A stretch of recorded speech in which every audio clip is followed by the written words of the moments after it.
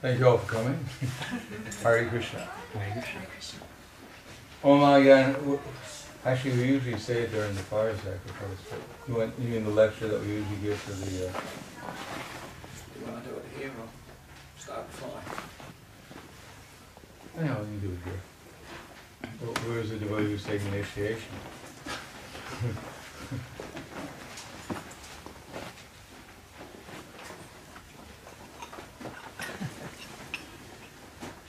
Om Agyanadvanandasya Gyananjana Salakaya Tatsur Undalitam Yena Tasmai Shri Gurave Namaha Shri Chaitanya Novicham Savitam Yena Bhutale Swayam Rupa Gadamaya Gati Swapadantikam Namo Vishnu Padaya Krishna Prasthaya Bhutale Srimate Bhakti Vedanta Swami Dharamane Namaste Saraswati Deve Gauravani Vricharane Nirvishesha Shrunivadi Paskatya Desikarane.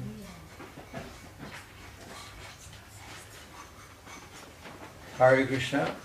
So this is a ceremony for person initiation, which is Diksha. There's two different initiations. One is called mantra, and the other is Harinam Diksha. The idea is that for the initiation is that there are different stages of devotional service. The first one begins with Shraddha, just Sad Da. Sad means the heart, and Da means where we put our heart. So generally our hearts are scattered in the material world, because we're looking for happiness in many different places. We're looking for security in many different places. And according to Krishna and Bhagavad Gita, first we look for security, because without security there can't be any happiness. If there's no peace, there's no happiness. So everyone's looking for peace, first of all, trying to find some security. And then when we find something we like, that we think will make us peaceful and comfortable, then we find out more about it. So there are so many different organizations. You can go on the internet, you can join so many different groups, having discussions about so many different topics. But ultimately they're all promising some kind of peace and happiness. That's called sadhu sangha, or asat sangha. Depends on what you're looking for. So similarly in devotional service, there's some inclination, some appreciation, then there's some investigation amongst persons who have more experience than we have, and then there's always a process, something you have to do. Whether put your toe and put it behind your ear, or do something. That's called Vajna Kriya. There's always some kind of activity that has to be done to make some progress in the endeavors. Generally, it's not just hearing about the glories of something, it's also doing something. Or at least going to the game and cheering everyone, becoming a cheerleader, or in the audience, cheering everyone, your team. So that's called Vajna Kriya. And Vajna Kriya must have some result. There must be some purpose for what we're doing. And that's called anartha nivritti. We're looking to get free from our unwanted conceptions. In other words, our basic principle we learn in the Association of Devotees, there's two aspects of knowledge. One is that we're spiritual beings, and the other is that there is a supreme spiritual being, and it's not us. There's another person also besides ourselves, and that person is the supreme person. And that we're supposed to, if we want to, and now we have a relationship with this gross and subtle material body, which we think is the supreme. Everyone is a deity worshipper. The only question is which deity we're going to worship. Either this gross and subtle body, or we worship another deity. And it's recommended to worship Krishna, the supreme deity. Now there must be, as we have a process of worshiping this body, we're eating every day, we're sleeping, we're doing so many things for the body. People a little pious, they take showers and things like that.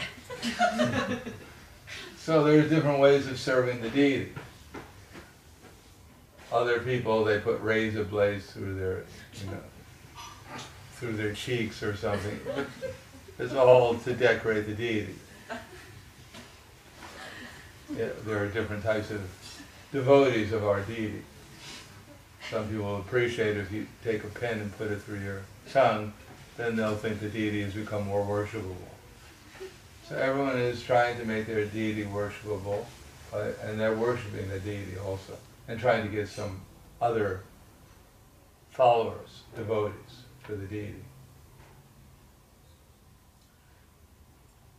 Therefore, anartha nivritti, how to get out of this conception that this body is the deity, and appreciate that actually Krishna is the most worshipable deity. And when one comes to that actual realization, not just theoretically but by experience, then one becomes fixed, called nishta. Now the anarthas that we have are misconceptions. There are different types of aparads, and which are known as offenses, and anarthas, which are things that we're not supposed to be doing. So out of those, there are 4 due to pious activities in the past, material pious activities, due to material impious activities, due to offenses against the deities, and other types of aparads or offenses like dhamma-aparad, etc. But the most significant one is offenses against the holy name, because after all, the whole idea of our movement is to become conscious of Krishna. And it's very hard to worship Krishna if at the same time we're offending him. Therefore it's called aparad.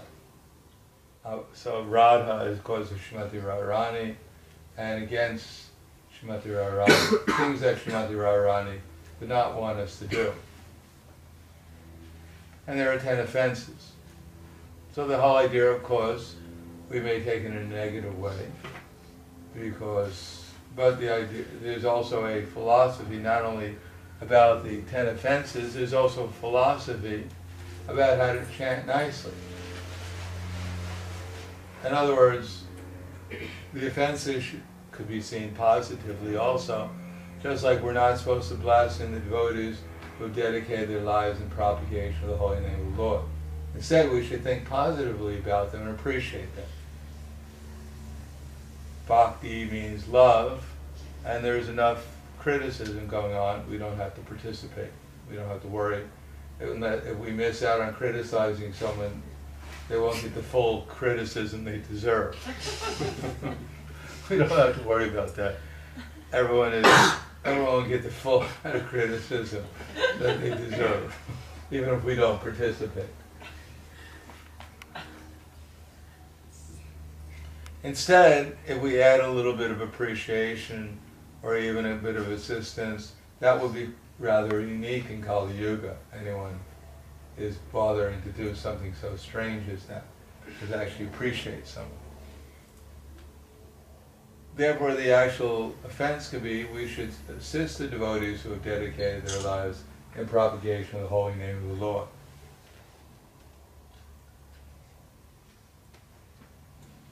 Because, although it may be seen as insignificant by most people, we understand that the holy name and Krishna are non-different. It's not some ordinary activity to tell people to chant Hare Krishna. Of course, people may not take it seriously, and we ourselves may not take it seriously either.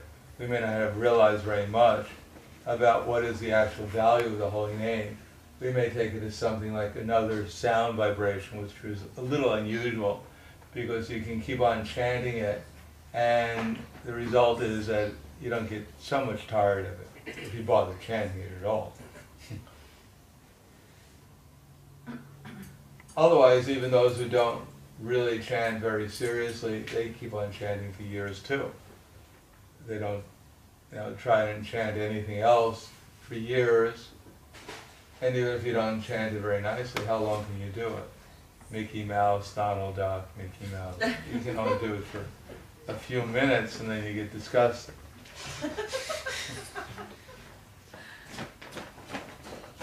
But we've been chanting, or at least attempting to chant Hare Krishna for some years, and although we're not maybe chanting in such a way as to experience Krishna's presence to the fullest extent that we actually desire, but still there's some effect there. There is some detachment.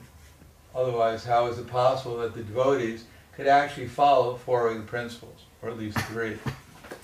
No meat, no fish, no eggs.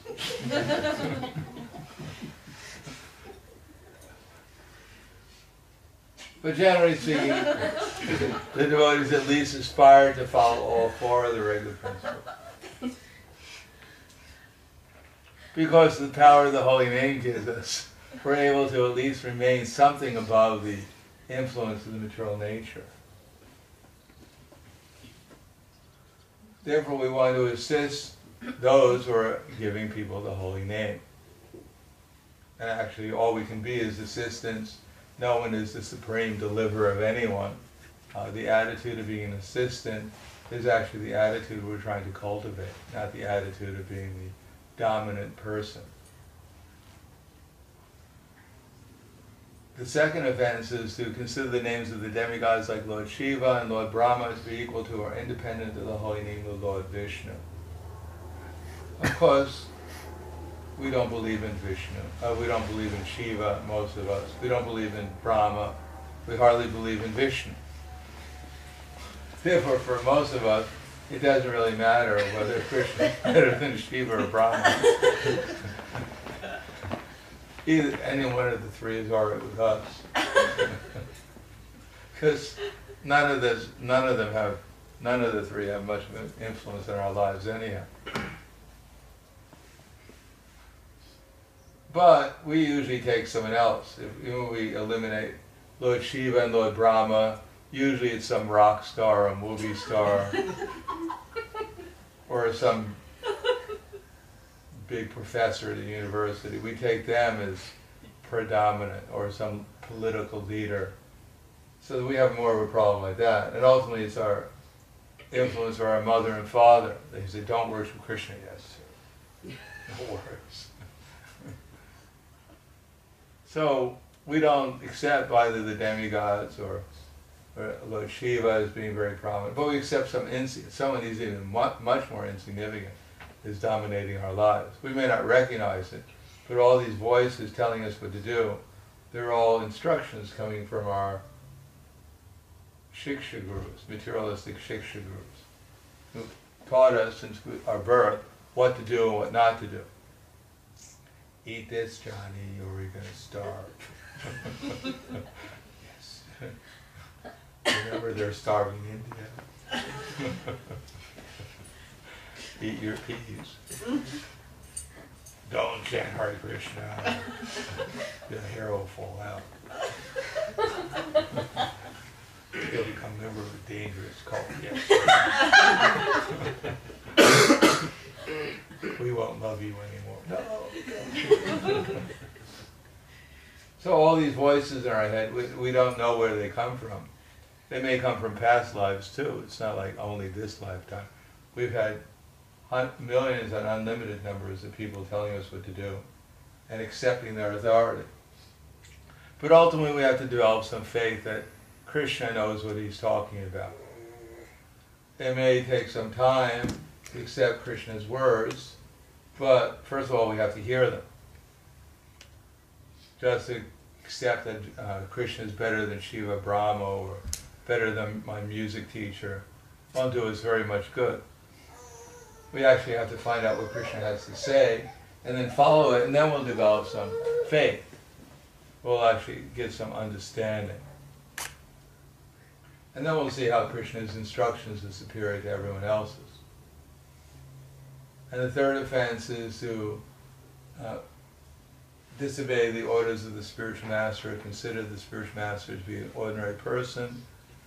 The spiritual master is actually one who's supposed to be giving the instructions of Krishna, coming down in simple succession according to his, or possibly in the future, her realization. So it's not someone's particular understanding of what God consciousness is, and there is like so many different understandings. There's only one understanding, the understanding that Krishna has. And of course there may be individualities of how those are applied, but ultimately there are, as Srila Rupa Goswami says, there are principles and then there are details. But the principles are always the same. Ultimately the main principle is to find out what Krishna wants us to do and then do that to please him. And anyone who knows what Krishna wants and telling us what to do it, then we should try to see if actually this is what Krishna wants us to do and follow it. But when one takes initiation, one is not supposed to figure out, well, maybe he knows what Krishna wants, maybe he doesn't know what Krishna wants. I just do whatever I want anyhow. That would not be very good. Because every devotee who's repeating Krishna's message is actually a representative of Krishna, as much as they've understood and followed that message. Or I should say, as much as they follow that message, they've been able to understand it by Krishna's arrangement. But the spiritual master was supposed to accept, before one accepts the spiritual master, one is supposed to try, at least initiating guru, one is supposed to figure out whether or not they're Krishna's representative or not. Not that I'll take initiation, I get a new name, I get a set of beads, I'm no longer a bhaktin or a bhakta, and now I'll try and figure out who my spiritual master is, where he's at. It's not exactly what the sequence is supposed to be. We're supposed to have some faith. As Prabhupada said, he looks like an ordinary person, he may even have a family, he may have children, he seems to eat like everyone else, he goes to sleep. So he may be an ordinary man for all I know, or a woman. So how do we know? Well, because what makes anyone extraordinary is the fact that they're not only repeating the message of Krishna, but following it to some degree or another. The fourth offense is to blaspheme the Vedic literature or literature in pursuance of the Vedic version. There are many literatures, there are unlimited number of literatures. The Vedic literature, most of it we probably can't understand very much about it. And the more we read, the more probably we don't read Bhagavad Gita or other books in Prabhupada's, especially Bhagavad Gita, even Srimad Bhagavatam. We may become completely confused and think this is all fairy tales and mythology, and there's so many things there that no one could possibly, accept. That King Ugrasena, according to the Krishna book, had 4 quadrillion personal bodyguards.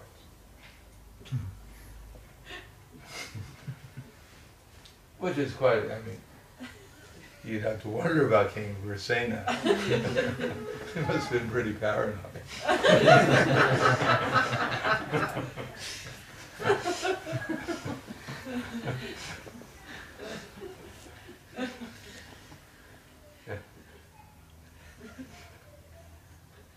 But anyhow, there are many other things. The personal tutors, according to the Krishna book, probably wrote that the Yadu dynasty had so many children, it took 32 million tutors to tutor them. Easy to get a job as a tutor.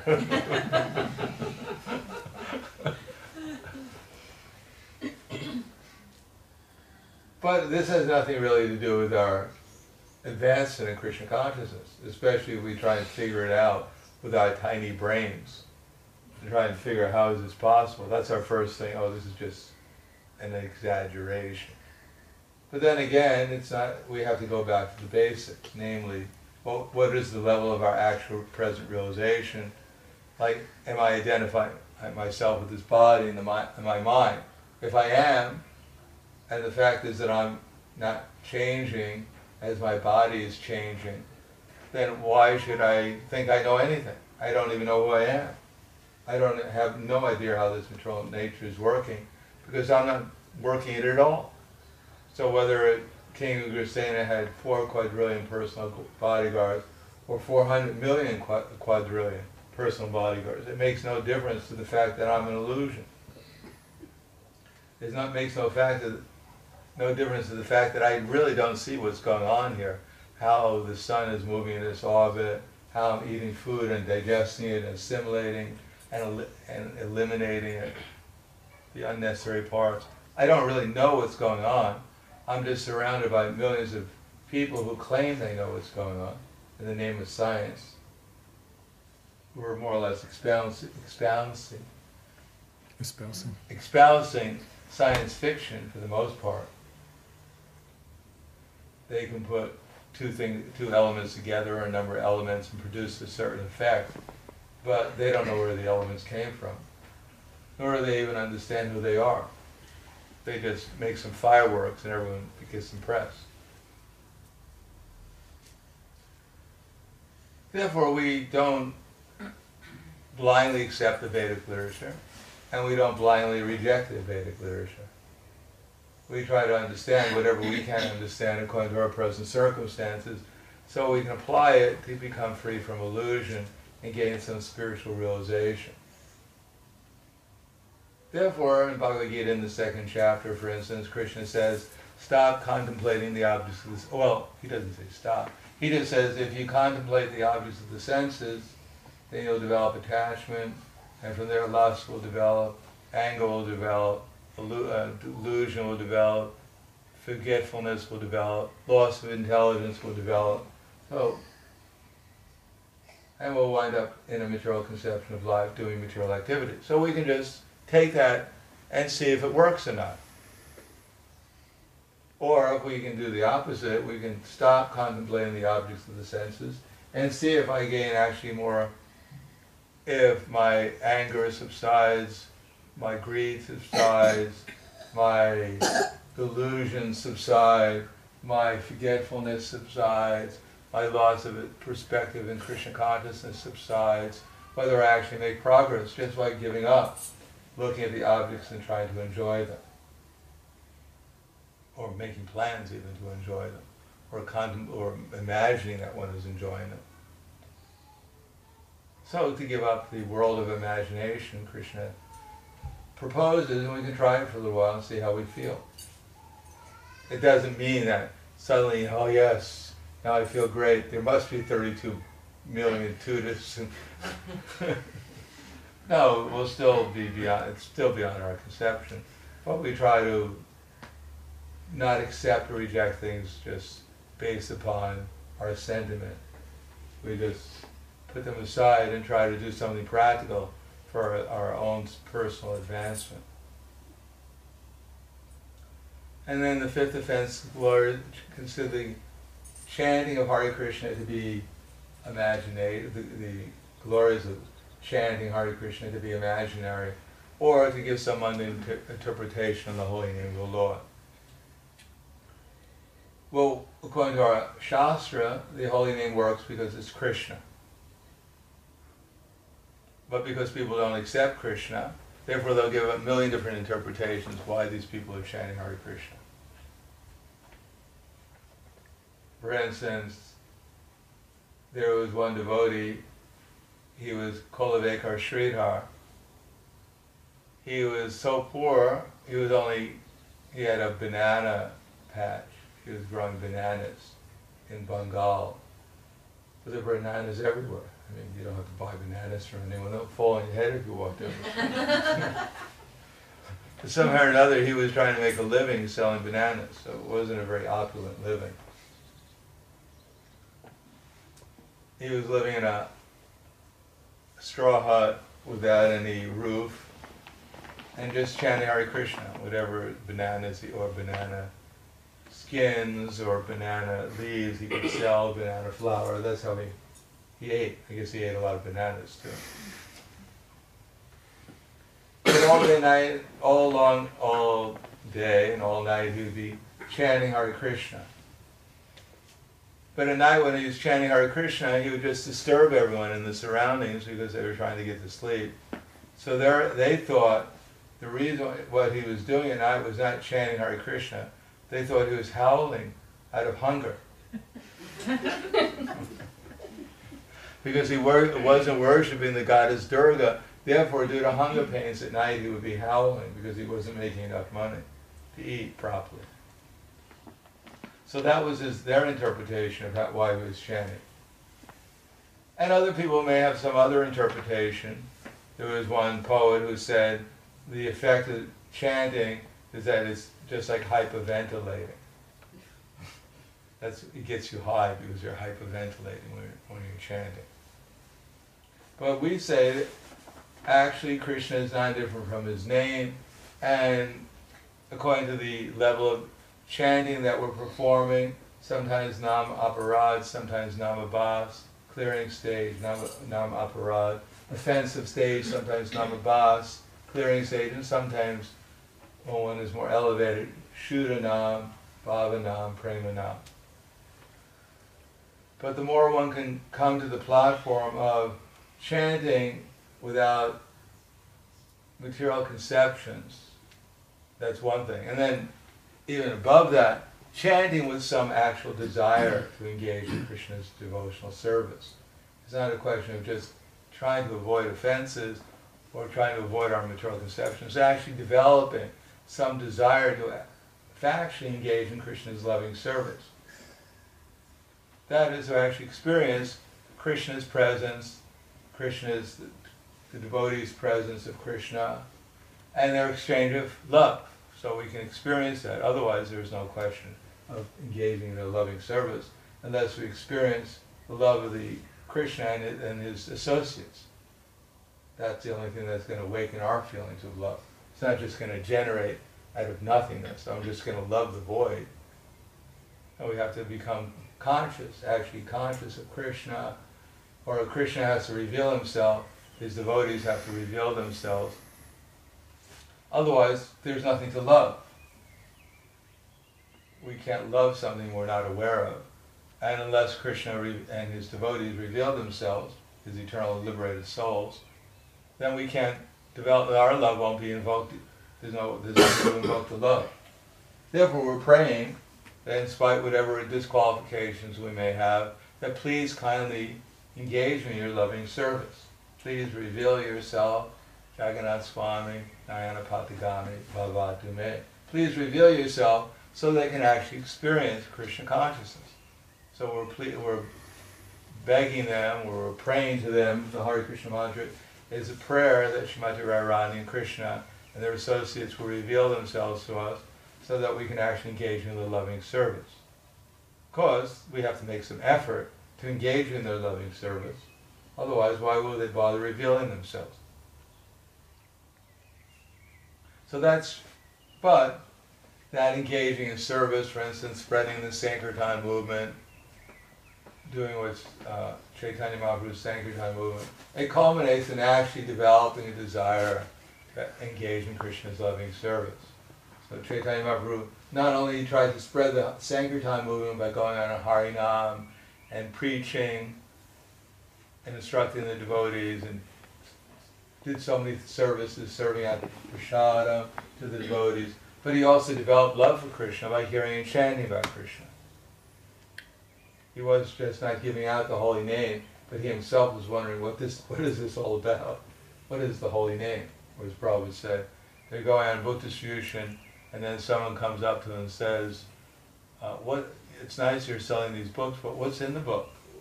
He goes, I don't know, I never got a chance to read the book. They just told me to come out here and sell them. I'll tell you what, buy the book from me, I'll give you a special price, and tomorrow you can come back and tell me what's in the book. I probably won't have any time to read it tonight either. So similarly, we have to go through the process of trying to chant with some attention, because after all, there's no question of showing any sincerity towards Srimati Radharani and Krishna, that we want them to reveal themselves, we don't even bother paying attention. That's within our realm of influence. We could pay attention. Although at first it may not be, I'm paying attention, but they haven't revealed themselves. You got 5 seconds, Krishna. 1, 2, 3, 4, 5. Inattention again. My mind's going to wander. I gave you a chance. You didn't reveal yourself. You're out of it. You're out of it. Now there has to be a cultivation, a certain amount of patience. Yes, I'm chanting. You know, how long is it going to take you? This is the 30th mantra I've chanted. You know, you got 2 more and I quit. No, there has to be some show of patience. When Mukunda was rejected from Chaitanya Mahaprabhu's association, Mukunda was a personal friend of Lord Chaitanya Mahaprabhu since their childhood, but when Chaitanya Mahaprabhu was at Srivasanga revealing his different pastimes, then he was revealing to Kulavika Sridhar, to all different residents of Navadvip came before him, Murari Gupta, and finally they said, well, you've never called Mukunda. Why have you never called Mukunda? Mukunda's so dear to you. He said, Chaitanya Mahaprabhu said, no, Mukunda, he's I forget the Sanskrit word, Saralaka,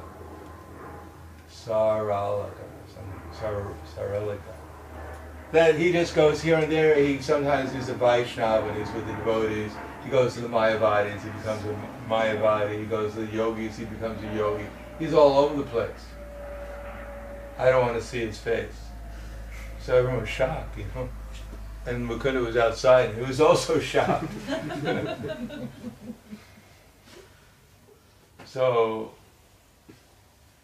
Mukunda, he said, Mukunda was outside. He asked one of the devotees, can you ask Chaitanya Mahaprabhu? He said, when can I see him? He said he's rejected me, but is there in the future, is there any possibility I can see him in the future? So Chaitanya Mahaprabhu said, yes, he can see me in the future after 10 million lifetimes. So everyone was really depressed. 10 million lifetimes. So they went out and they told Mukunda, sorry to tell you, Chaitanya Mahaprabhu said he won't see you until he'll be able to see you after 10 million lifetimes. So Mukunda started to dance the next day, I'll see him again, I'll see him again. So he's going to wait 10 million lifetimes. So as you could see, Chaitanya Mahaprabhu, he's satisfied. So when Chaitanya Mahaprabhu heard this, he said, bring him in immediately. So patience, there has to be some patience, but the first thing is attention. But if we try to pay just attention to the holy name, and we don't chant it with some kind of desire to become Krishna conscious, then it's very unlikely we'll continue very attentively for very long. And unless we're actively engaged in devotional service, especially reading Prabhupada's books, and doing the deity worship, serving the devotees, etc., trying to spread the Krishna consciousness movement, it's very unlikely when we're chanting Hare Krishna we have much to remember about Krishna. Because when we chant Hare Krishna, the idea is that spontaneously we'll remember Krishna's form, remember his qualities, his activities, his pastimes, his associates.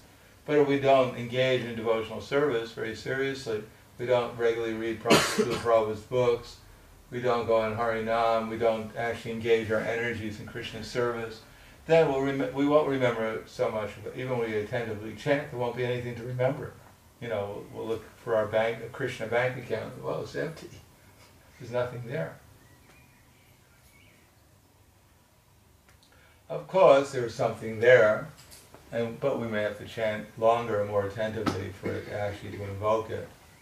And if we're really serious, then we'll realize that actually I need to pay more attention to my Krishna conscious activities if I want to actually get the fruit of devotional service, of the chanting of the holy names.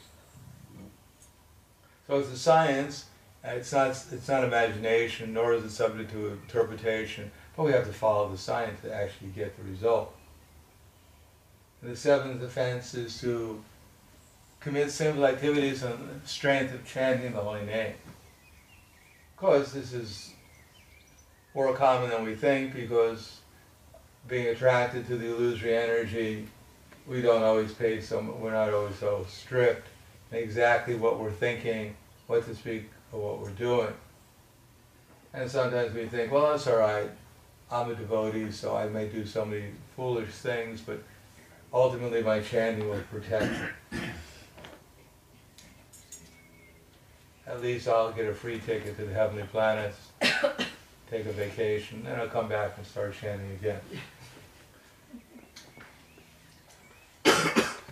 No, one should not be so confident. Therefore, in the Bhagavatam, it was mentioned about Bharat Maharaj. People always say, oh, to see he fell down. As if we're so elevated, we never fall down. Just see how sinful he was. He was on the platform of bhava, almost bhava, and he became a deer.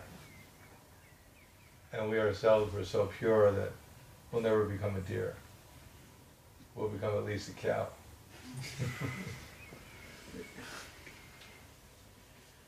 No, it gives an example to us so that we're more cautious and that we don't take it for granted that the illusory energy, oh, the illusory energy, I'm a devotee, I don't have to worry about the illusory energy because I'm already beyond the illusory energy. Although we're walking around in the illusory conception of life, ready to fall into Maya, or, as Prabhupada once said to Giriraj Maharaj during a morning walk, and Prabhupada mentioned some philosophical point, and Giriraj Maharaj said, thank you very much, Prabhupada, that I was an illusion I didn't understand. Prabhupada said, you didn't understand, you were Maya. You're always in Maya. We're always in Maya. We're just trying to get out a little bit out of Maya. Man, think of one day in our lives when we woke up, I didn't identify at all with this body. I was in my spiritual body. Can anyone remember that time of the day? I looked in the mirror and I saw 4 arms and I realized I was part of Vaikuntha.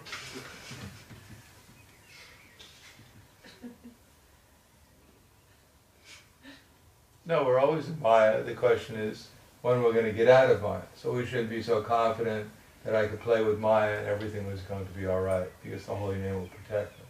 It may protect us, but when it becomes too frivolous or not serious enough or whimsical, then one may find himself into some difficulty. The 8th offense is to consider chanting Hare Krishna to be one of the auspicious ritualistic activities offered in the Vedas as fruit of activities of karma kanda. So we're already attracted to materialistic pursuits. We're already sometimes chanting Hare Krishna to get some material result, or we may be attracted to try to understand things in such a way as to get more influence in the material world over other people or whatever. But these things are all temporary. We should understand that only my relation with Krishna and the mood of trying to please him and his devotees is permanent. Every other result will not be very important. Therefore, realization of our relation with Krishna is taken as actually the most important thing, and everything else is just going to be temporary.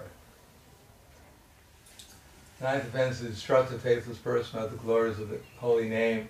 So we should try to preach appropriately. We should try to preach, but we should try to tell people what we've understood, which may not be, very much, but we've maybe understood a little bit that we're not the body, and we should try to convey that to others, and that there is a God, and why we believe that there is a Krishna, why we believe that there's a God.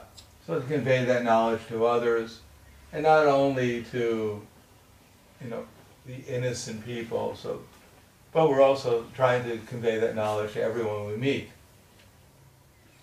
It's not that we have a material conception when we're dealing with our husband or our wife or our children or our friends, and for the innocent we have a spiritual conception. That my husband, my wife, my children, that's who they are. There may be a soul in there, but that's not very important. They're a husband's soul, a wife's soul.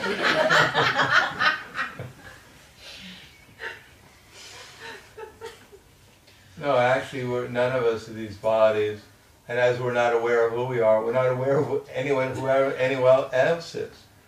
But we should try to act towards others as if they were Krishna's servants, as if I was Krishna's servant. Then gradually these things will be realized. So we should preach to others accordingly. Of course, as the typical brahmachari goes home for the first time, his mother comes to greet him, runs up to kiss him, and he says, "Stop! Don't touch me, you're a woman. Don't touch me." And the mother goes, "Oh my God, what are they doing to him?"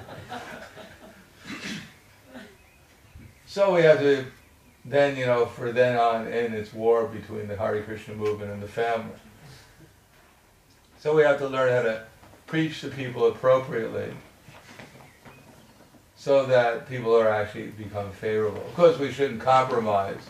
My mother says, "Well, I'll only accept you as my son if you go to the McDonald's with me and have a hamburger." "Yes, Mom, it's part of my preaching mission." We shouldn't compromise ourselves, but we have to learn how to preach appropriately also, to make our family members, at least try to help them, to our husband, wife, children. Like lately I've been getting mail from some of my initiated devotee disciples. They want to marry devotees or non-devotees, but who are not very serious about Krishna consciousness, but they're in love with them. They're in love. Or the relation has gone so far that they have a marriage date already and everyone's going to be disappointed, so we might as well get married, just to make everyone happy. So this type of relationship is not going to last very long, because the first person we should try to help become Krishna conscious is the people in our family. Otherwise it'll be very uncomfortable. If our family members are not receptive, then it's going to be very hard to develop enthusiasm to make others Krishna conscious. To become a devotee and get a family like mine. You can fight with them all day long. Therefore, we should be arranged in such a way that our association at least is somewhat receptive as much as we can. So we can tell others about Krishna, including our family and friends. And the 10th offense is not to have complete faith in the chanting of the holy name and to maintain material attachments even after understanding so many instructions on this matter. It's also an offense to be inattentive while chanting. So it's not like we have certain ideas that are in my mind and I just can't give them up. I just guard them. Maybe in my next lifetime, Krishna, I'll think about it. No, we should try to understand that, at least accept that these things are not very desirable, and not feel possessive over our material misconceptions, and understand that as soon as possible it would be nice to give them up. Then we'll be able to pay some attention to the chanting. But especially if we accept the fact that there's nothing else that's more desirable than our relation with Krishna, then we'll actually chant asking Krishna to please reveal yourself so I'm actually under the spiritual energy. I can actually experience what Ladini Shakti feels like. I can experience your association. I can understand who your eternal associates are by direct experience. So that's the chanting. If we don't chant like that, then of course we're going to be inattentive, because Krishna doesn't see that we're sincere. We don't really want to engage in his internal energy. Then naturally he'll just leave us in the external energy, because that's what we want. And as we're engaging in the external energy, we'll simply desire sense gratification, because that's the only so-called happiness in material energy. So unless we develop a sincere desire to chant sincerely, and the only way to do that is to try to chant sincerely. It's not like, as Prabhupada said, just like a child calling for his mother. So we said, well, that's all right, but how do you chant? So we want a million explanations, but we don't want to accept any of them. It's too simple. Give me something complex. Well, you hold your hand like this, and you think of Krishna's pastimes in Vrindavan, and You know, like you chant and you hyperventilate, you know. We want something complicated. Not just to ask Srimati Radharani and Krishna to engage us in their service. That's just too simple. So the more we want to make it complicated, the more everything becomes complicated. And the more we don't simply ask Srimati Radharani and Krishna to engage us in their service, we just go through a million complicated things until finally one day we may accept something simple.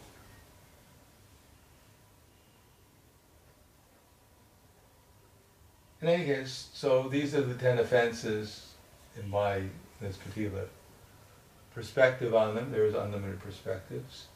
And we're chanting Hare Krishna, trying to chant nicely and avoid these offenses so that we can gradually develop our relationship with Krishna and his eternal devotees. Not only eternal devotees in the spiritual world, but also engage in this pastime of Chaitanya Mahaprabhu, of the Sankirtan movement, as given to us through our succession from Srila Prabhupada. So it's not like we have so many different initiating gurus or shiksha gurus and they all have different ideas. There's only one idea, that we're all Krishna's servants and we should do something to tell people about Krishna, to help them revive their relationship with Krishna. So there may be individuality in how it's being done, but ultimately it should be done cooperatively. That it's not anyone's particular mission, it's Chaitanya Mahaprabhu's mission. Prabhupada didn't say it was his mission. It's a mission given to us by Rupa Goswami from Srila Prabhupada, and we're supposed to try to understand Prabhupada's instructions, take them up in a practical way so that people become Krishna conscious. They revive their relationship with Krishna. And then Krishna will be happy, Chaitanya Mahaprabhu will be happy, and we'll become happy also by becoming Krishna conscious. And in any case, while we're trying to do that, Krishna will give us intelligence so that we understand what we're actually engaged in. What is this all about? Otherwise, it just remains a mystery. It remains like every other religion with all the externals going on. All the externals going on. You know, we have our artis and we have our prasadam, we have our chanting, and everything's going on, but we're not becoming Krishna conscious. That will not be it can only go on for some time like that. And then it just diverses out into some even more vague and amorphous.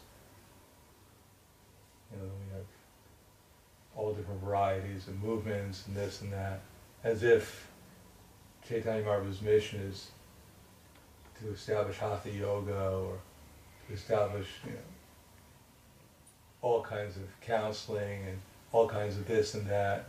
And then instead of utilizing everything to convince people that Krishna is God, it becomes in itself a project. That if people just can touch their head, their toe to their nose, then certainly they'll become attracted to Krishna. Convince them how wonderful our movement is. If we build the biggest building on the block, then everyone will say, yes, they must have something we don't know about. They must have some inner spiritual realization because they have the biggest building on the block. It doesn't work like that. Or they're the most expert at this or that. Therefore they must have some inner secret. No, we should understand, even if we do engage people in different ways, but the whole idea is to introduce them as soon as possible to the chanting of the holy name and to the service that's spread in the Sankirtan movement. Otherwise, it's all would just become a waste of time. So we'll stop there. Any questions? Yes. Maharaj, how do we differentiate between our desire and Krishna's desire? Well, if you can't differentiate, it's probably your desire. How do we? Because we read Guru, we hear from Sadhu, we hear from Shastra, what Krishna's desires are. And sometimes we're supposed to dovetail our desires with their desires. Now we add something else to it. Yes, I'll go on Buddhist fusion because they desire it. But, you know, I have to keep a certain amount of money. That may also be part of the or Krishna. But the idea was, I have to keep a certain amount of money because my daughter's getting married. We want a big festival. Not that we want, my daughter's getting married in Krishna consciousness, and I want to glorify Krishna, therefore we want to have a nice wedding. Krishna is not there, therefore it's material. When Krishna is not there, it's a material desire. When Krishna's representatives are not there, when Krishna is not there, then it's material. And when Krishna's representatives are there, their instructions are there, and Krishna is there, then it's spiritual. It's not possible for something to be spiritual minus Krishna.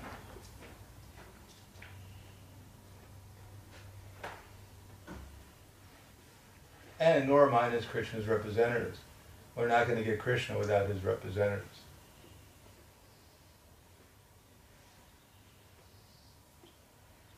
Anything else? Okay, so now we have the fire sacrifice.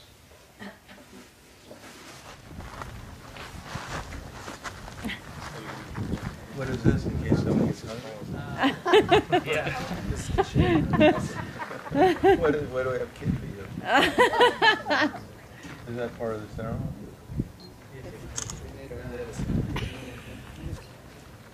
What do you eat this after the ceremony? Yeah. So you're going to sit through the whole ceremony, you're going to get hungry. Oh, you eat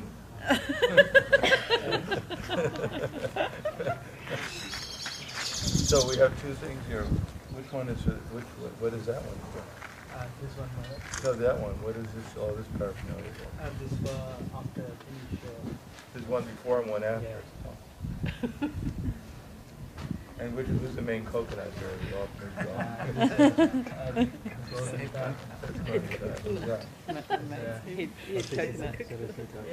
And that's Prabhupada. Prabhupada, Prabhupada, and Bhakti Vinod. Okay. That's Courtney Tyler. Yeah. Okay, someone, you're going to put the wood on the fire. Yeah. Okay, so I guess we'll do, can someone try and light that incense?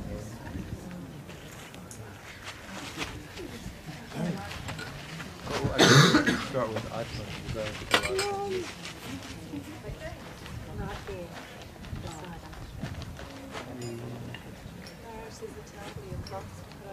Okay. Well, no, who has grains here? Only her. No. Sorry. We can just. One's enough. But it's quite a bit. Why is there so much grains? Are you going to take small house?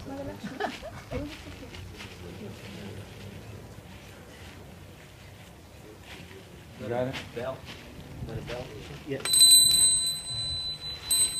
Well, let's do Atman first. So, you just. So take in your left hand. Have you done Atman before? Okay, well, this is the first time.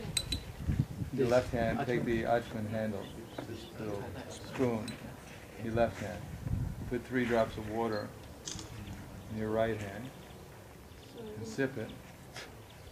And then take 3 drops and put it off to the side. And say, Om Keshavaya Namaha. And just put it off to the side. Water the plants. Om Keshavaya Namaha. And then you do the same thing.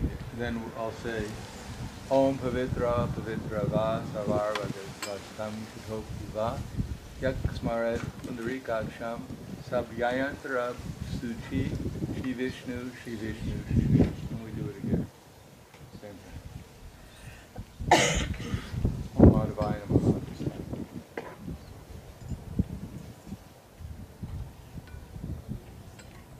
And 3 drops, and then 3 drops again in the hand, and 3 off to the side. Narayana Namaha. Narayana Namaha.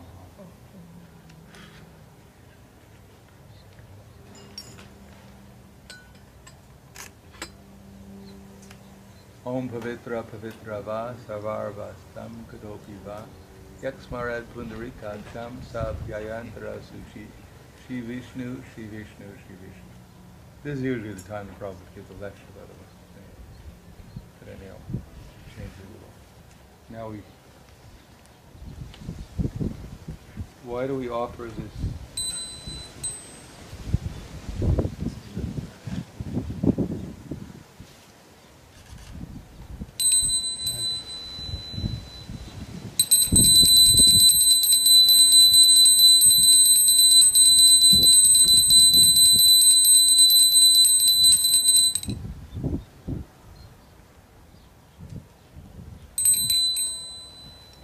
Chant Hare Krishna, Hare Krishna, Hare Krishna, Krishna Krishna, Hare Hare, Hare Rama, Rama Rama, Hare Hare, Hare Krishna, Krishna Krishna, Hare Hare, Hare Rama, Rama Rama, Hare Hare, Hare Krishna, Krishna Krishna, Hare Hare, Hare Rama, Rama Rama, Hare Hare. There's no flower. You don't offer flowers?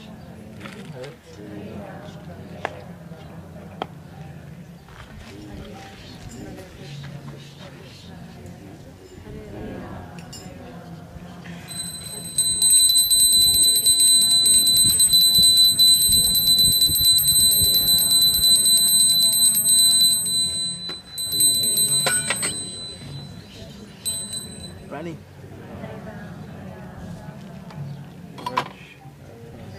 What's that? Offering. We offer this also.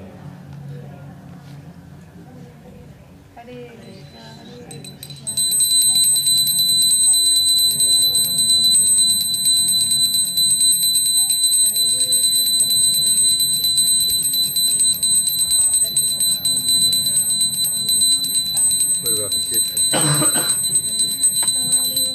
Actually, you can put in fire.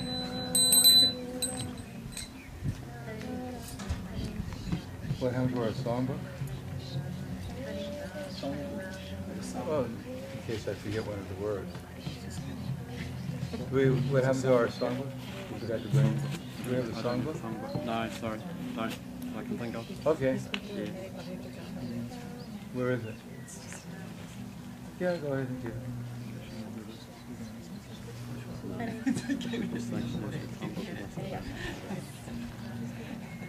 So, Hare Hare Krishna, Krishna, Krishna Krishna, Hare Hare, Hare Rama, Rama Rama, Hare Hare, Hare Krishna, Krishna Krishna, Hare Hare, Hare Rama, Rama Rama, Hare Hare, Hare Krishna, Krishna Krishna, Hare Hare, Hare Rama, Rama Rama, Hare Hare, Hare Krishna, Krishna Krishna, Hare Hare, Hare Rama, Rama Rama, Hare Hare, Hare Krishna, Krishna Krishna, Hare Hare, Hare Rama, Rama Rama, Hare Hare, Hare Krishna, Krishna Krishna, Hare Hare, Hare Rama, Rama Rama, Hare Hare, Hare Krishna, Krishna Hare Hare, Hare Rama, So you, when she gets the song going, you just turn to it so that you pay attention. Actually, I forgot to give her a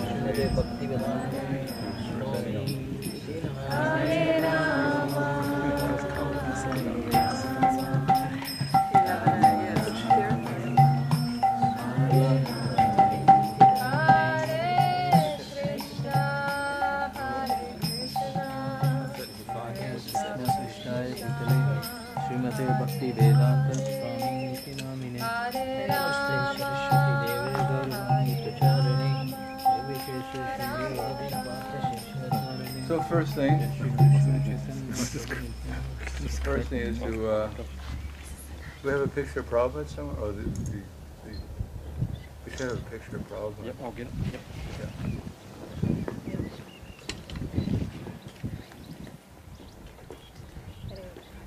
People may not understand if you take pictures and someone's bowing down to the coconut.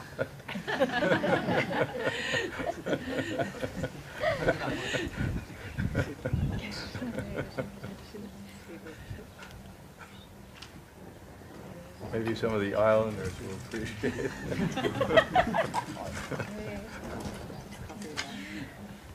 No, that's good enough.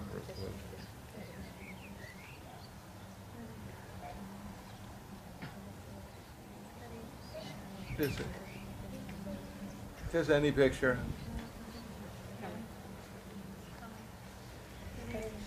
So first you can offer obeisances to Prabhupada.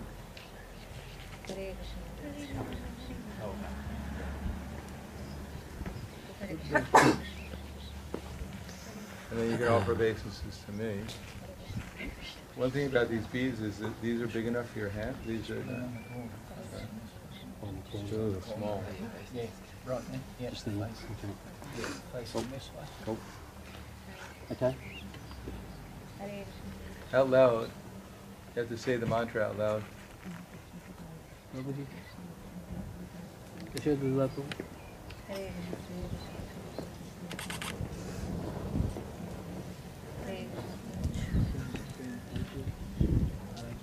And then, what's that?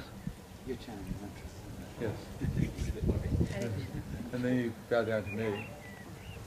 Say the same mantra again out loud. One thing is, first you say my mantra and then Prabhupada's mantra, at least the first part of Prabhupada's mantra. Namo Om Vishnu Padaya, then you add my name.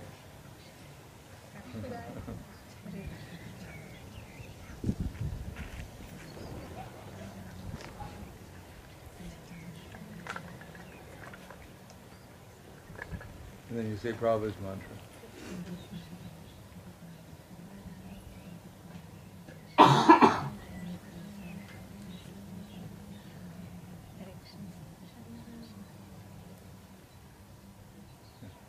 That's good that you learned my mantra.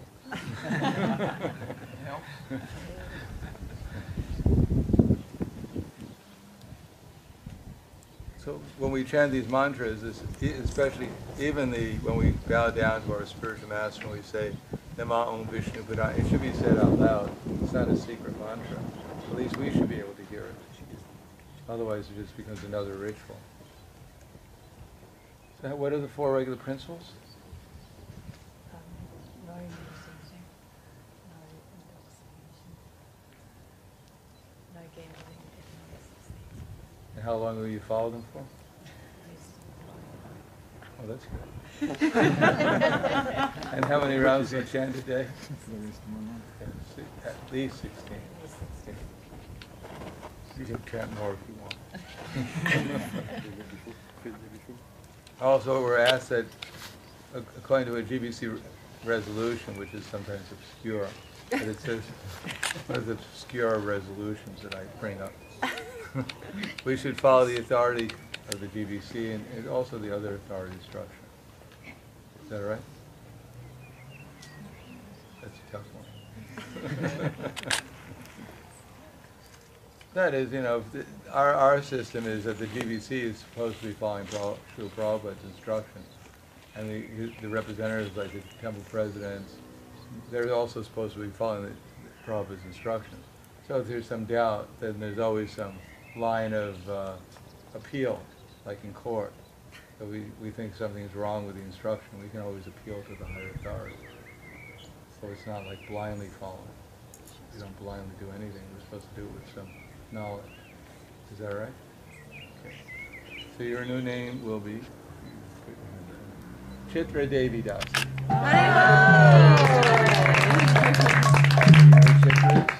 Neither do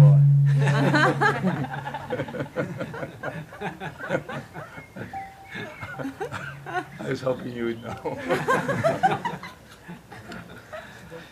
No, Chitra is one of the principal eight. Krishna has eight. Srimati Radharani has eight principal friends, known as the Astasakis. And she's one of the Astasakis, Chitra Devi. Champakalata, Chitra, Sudevi, Tunga Vija. Chitra is one of them. It's the name of one of the principal gopis.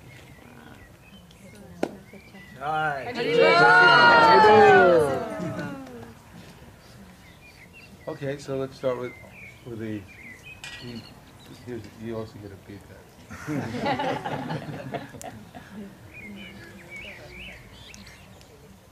But you're supposed to throw the grains in there. You're the only one throwing grains. So the way you throw the grains is that this this finger we don't use for some reason. We only use these fingers.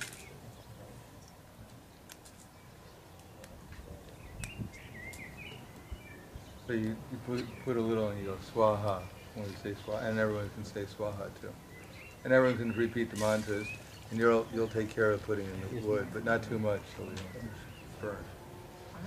Om Agyana Timirandasya Gyananjana Salakaya Chakshur Unmilitam Yena Tasmai Shri Gurave Namaha Swaha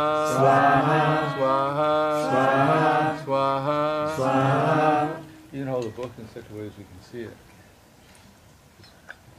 Shri Chaitanya Manobhishtam Stapitam Yena Bhutale Swayam Rupa Kadamayam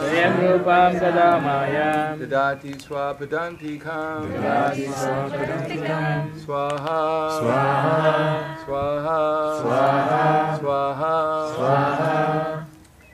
Vandeham Shigro Shiyuta Parakamalam Shigrum Vaishnavamscha Shirupam Sagrajatam Sahagana Raganatam Vitam Tam Sajivam Sadvaitam Savadutam Varijana Sahitam Krishna Chaitanya Devam Shri Radha Krishna Padan Sahagana Lalita Shri Sakam Tamscha Swaha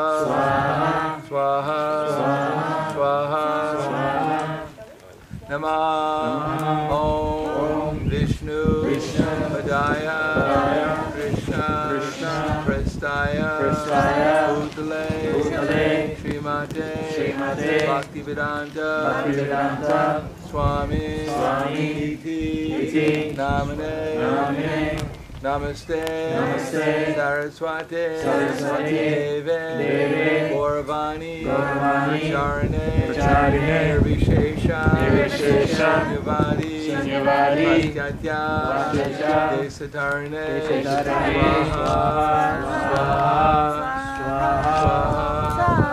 Namo Vishnu Padaya Krishna Prestaya Bhutale Srimate Bhakti Siddhanta Saraswati Namane Shri Varshavanavi Devi Gayataya Kripavdaye Krishna Sambandha Vijnana Dayane Prave Namaha Madhuryojvala Premadya Shri Rupanuga Bhaktida Shri Gora Karuna Shakti Vigrahaya Namostute Namaste Gauravani Murti Dinatarane Rupanuga Viruda Apasadanta Branta Harine Swaha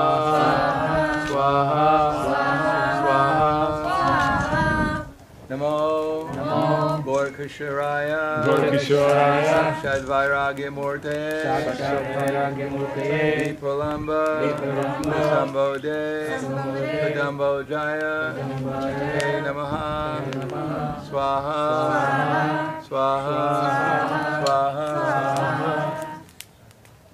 Namo Bhakti Vinodaya Sachitananda Namane Gora Shakti Swarupaya Rupanuga Varayate Swaha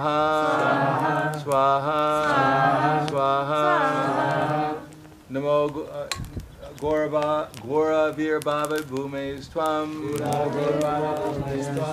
Nirdesha Sajana Priyaha Vaishnava Sarvabhauma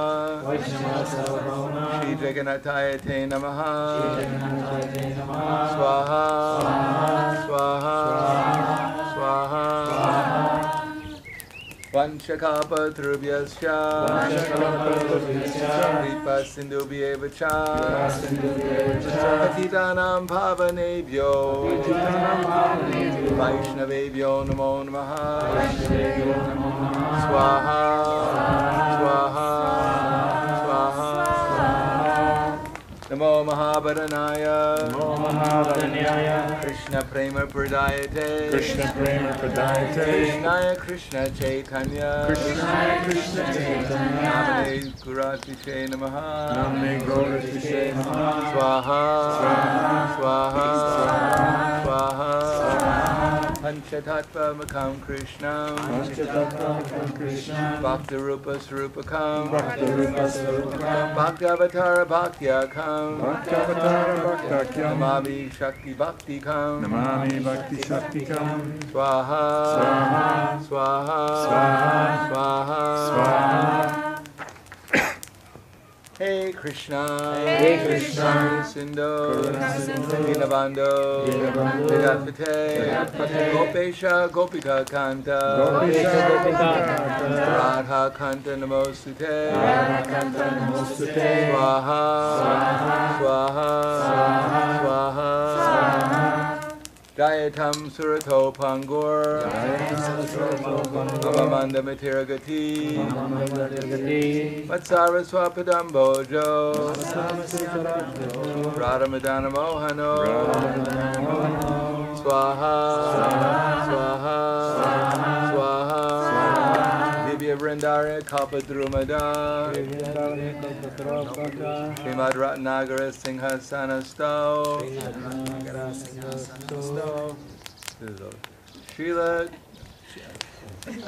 Srimad Radha Srila Govinda Devo Praise Dalivi Sevimane Smarame Swaha Swaha Swaha Srimad Rasa Risambodhi Pangsivata Tasitaha Harshan Venu Nera Gopir Gopinata Yesunaha Swaha Swaha Swaha Tapta Kanchana Gaurangi Radhe Vrindavaneshwari Vrishabhanu Suti Devi Namami Hari Priye Swaha Swaha Swaha Shri Krishna Chaitanya Prabhu Nityananda Shri Advaita Gadadhar Shri Vasudeva Gaur Bhaktavrinda Swaha Swaha Swaha Hare Krishna Hare Krishna Krishna Krishna Hare Hare Hare Rama Hare Rama Rama Rama Hare Hare Swaha Swaha Swaha. So now let's stand up and take some banana. Stand away from the fire. What's that? You're gonna fire. Back here.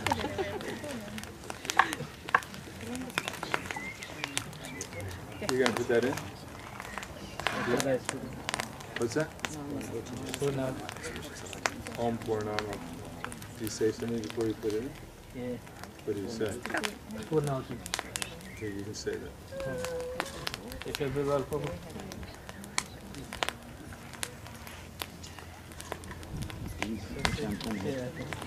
पूर्णमदं पूर्णस्य पूर्णात् पूर्णमुदच्यते पूर्णं Uchite पूर्णं पूर्णमिदाय पूर्णं Kashishite मुदच्यते Swaha.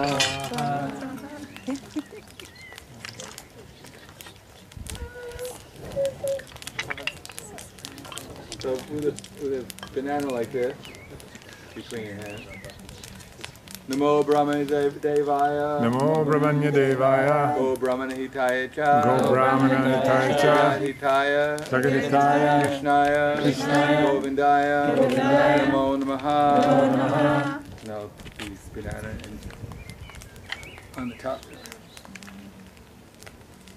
So and chant Hare Krishna. Kirtan.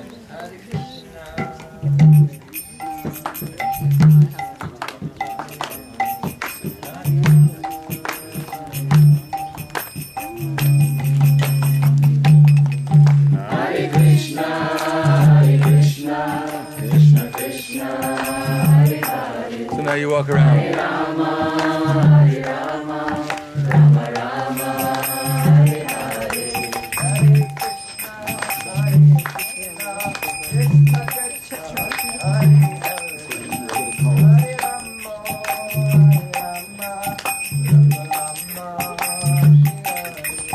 Hare Krishna, Krishna Krishna, Hare Hare. Hare Rama, Rama Rama, Hare Hare.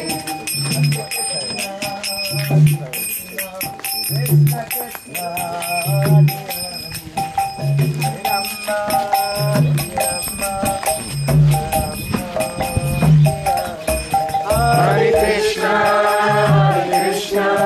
Krishna Krishna, Hare Hare. Hare Rama, Rama Rama, Hare Hare. Hare Krishna,